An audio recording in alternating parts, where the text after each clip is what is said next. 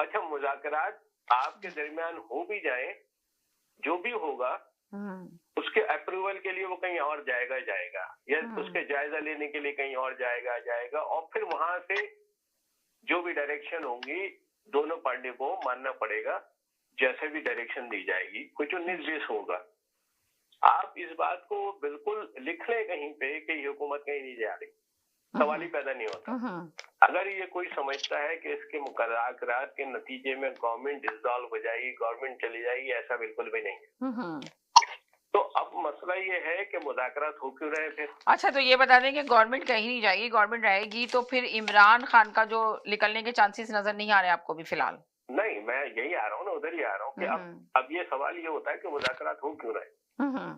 तो मुज़ाकरात हर पार्टी जो है, तीनों पार्टियां, मैंने बहुत दफा पहले भी कहा है कि एस्टैब्लिशमेंट के लिए भी कोई हालात बहुत साजगार नहीं है।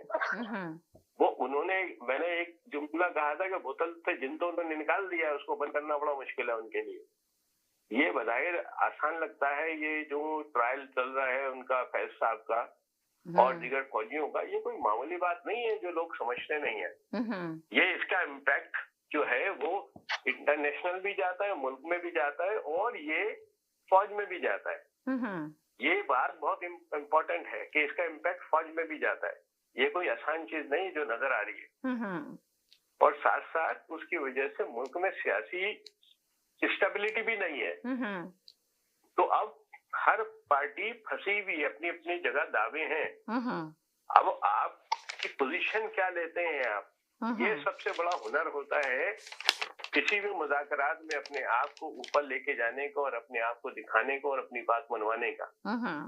अब आप अगर देखें कि इरफान सिद्दीकी का जो इंटरव्यू है, बड़ा मानीखेज और बड़ा जोरदार इंटरव्यू है इनका।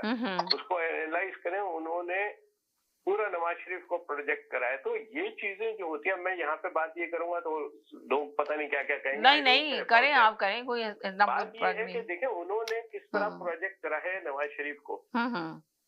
हो सकता है उनकी पोजीशन कमजोर हो, मगर उन्होंने अपनी पोजीशन बेहतर बनाने के लिए जबरदस्त इंटरव्यू दिया है, जो कल दिया उन्होंने, बात की है।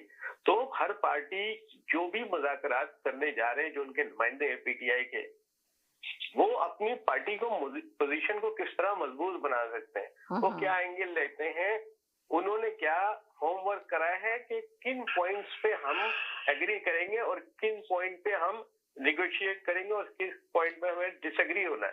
असल बात ये होती है। ये नहीं होता कि एस्टैब्लिशमेंट से हो रहे तो इससे हो रहे तो उससे हो रहे, और भाई कहीं ना कहीं से हो रहे, होने दो उसको। आपके पास इस वक्त पोजीशन कोई मजबूत नहीं है। इसमें हो सकता है इम्पैक्ट, इंटरनेशनल प्रेशर का भी इम्पैक्ट हो, तो उसको एस्टैब्लिशमेंट भी उससे बचना चाहेगी, गवर्नमेंट भी उससे बचना चाहेगी। हो सकता है वो भी प्रेशर में हो, लेकिन वो प्रेशर जाहिर ही नहीं कर रहे। तो आप क्यों प्रेशर जाहिर कर रहे हो?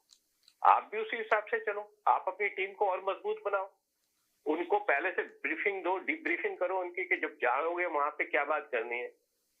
ठीक है, तो ये इंपॉर्टेंट चीजें हैं, मुल्क के लिए फायदेमंद है।